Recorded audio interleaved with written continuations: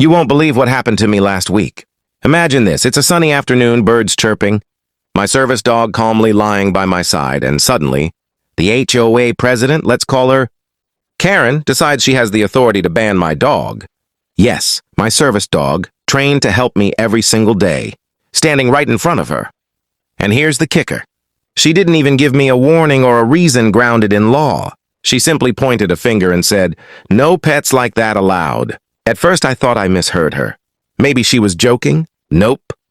Karen's face was red, her tone sharp. She was determined. And not just determined, vindictive. You know the type, the one who sees rules as personal weapons. My heart sank. I tried to explain politely that my dog is a certified service animal, fully protected under federal law. But Karen wasn't interested in facts. Facts, in her world, are optional. She waved me off, her hand slicing through the air like she was swatting a fly. I felt trapped. My own community, a place I had called home for years, suddenly felt like a battlefield. Neighbors peeked from their windows, some sympathetic, others nervous, unsure which side to take. But Karen was relentless. She started drafting letters, contacting board members, and hinting at fines. Each day, the pressure mounted, until I knew this wasn't going to be resolved with polite words. And then, the moment that changed everything. I was walking my dog down the community path when I noticed flashing lights. At first, I thought it was just a traffic stop, but no. Out of nowhere, a full K9 unit appeared, sirens muted, but the presence undeniable. Police officers and their trained dogs lined the street, calm but intimidating. Karen stepped outside, her face draining of color, her smug attitude replaced by confusion.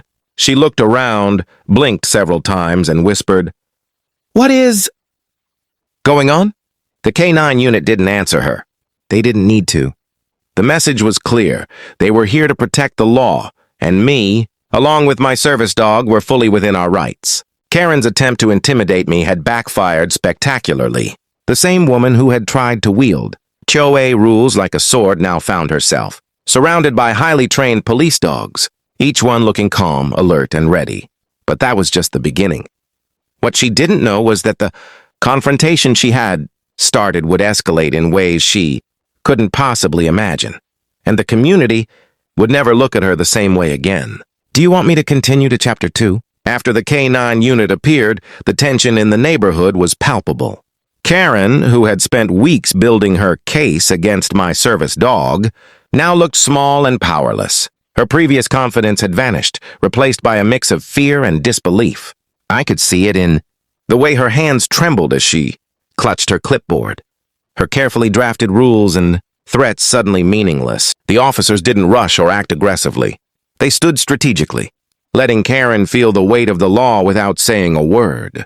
I knelt beside my service dog, scratching behind her ears, and felt a surge of relief. I wasn't alone.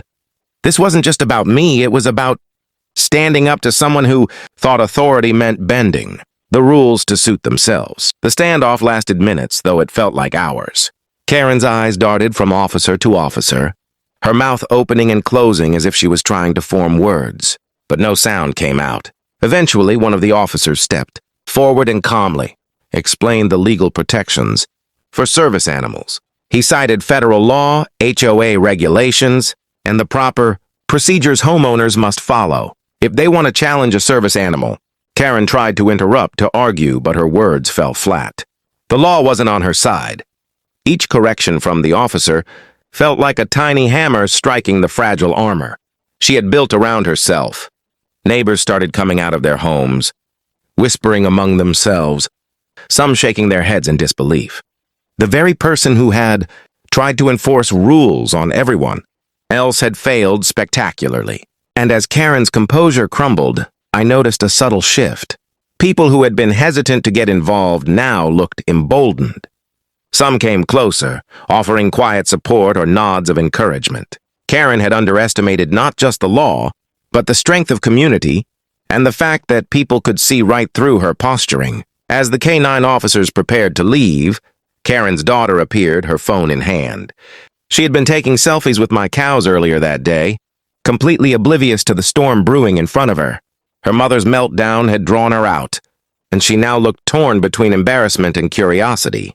My service dog wagged her tail, seemingly sensing the victory. I took a deep breath, realizing that Keran's attempt to control everyone had failed and her family's own behavior had only made the situation more absurd. But the story didn't end there. Keran would soon discover that public humiliation wasn't the only consequence of her actions. And while the K9 unit had left, the ripple effects of that encounter were only just beginning to spread through the neighborhood. By the next morning, word had spread like wildfire through the neighborhood. Keran's failed attempt to ban my service dog had become the talk of every driveway, front porch, and group chat. People were curious, shocked, and in some cases, quietly cheering me on. But Keran, stubborn as ever, wasn't ready to give up. If anything, the humiliation seemed to fuel her determination to win at any cost. She called an emergency HOA meeting, insisting that I attend. I knew it was a trap. The room was packed with residents, some sympathetic, others still wary of confrontation. Keran took the floor, her voice trembling slightly, but she tried to hide it with a tone of authority. She accused me of breaking HOA rules, of disrupting community harmony, and, of course, of daring to have a service dog that intimidated neighbors. Each word felt more absurd than the last. People started exchanging skeptical glances, and I could feel the tension thickening in the air. I stood up, calmly explaining the legal protections for service animals, how my dog had been properly trained, and how Keran's attempts to enforce her personal vendetta violated both federal law and the HOA's own guidelines. I made sure to maintain eye contact with the residents, letting them see that I was composed, confident, and entirely within my rights. Whispers rippled through the room.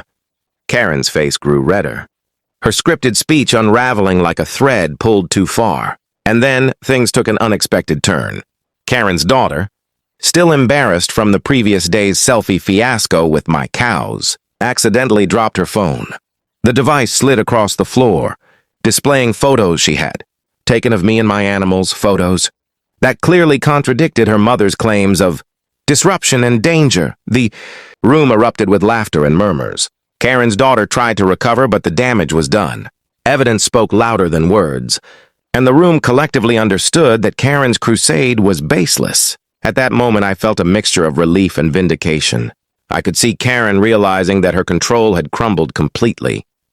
The irony wasn't lost on anyone. The woman who had tried to bully a lawfully protected service dog into submission had been outmaneuvered by both the law and her own family's accidental proof. And yet, as I looked around, I sensed the story wasn't over. Keran's stubbornness had limits, and those limits were about to be tested in ways she hadn't anticipated. Outside, my service dog sat calmly, wagging her tail, seemingly ready for whatever came next. I couldn't help but smile. Sometimes life gives you a moment that perfectly balances justice, comedy, and a little poetic revenge. The final act, where Keran truly faces the consequences of her actions, is coming, and it's bigger than anyone expected.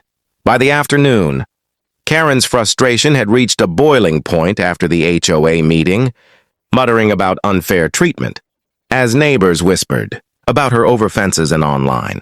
I, however, had my own plan, not of confrontation, but of clever, harmless, poetic justice. Earlier, I had noticed Keran's daughter taking smug selfies with my cows, and an idea formed. Later, as she posed in the pasture, I timed it perfectly. A small puff of manure flew behind her, scattering the cows and capturing the priceless look of shock and disgust on her face. Neighborhood kids laughed. A few adults chuckled, and inside, Keran fumed, unaware of her public embarrassment. By evening, the HOA formally requested she step down, her credibility crumbling, while my service dog patrolled calmly, tail wagging. The day's chaos had proven that patience, timing, and a little humor can turn absurdity into justice. Enjoying this wild story of my service dog standing up to an HOA Keran? Hit that subscribe button to catch more real-life neighborhood adventures and unexpected showdowns. Also, give this a like if you laughed or felt vindicated, and drop a comment below. What would you do if your HOA tried to ban a service dog?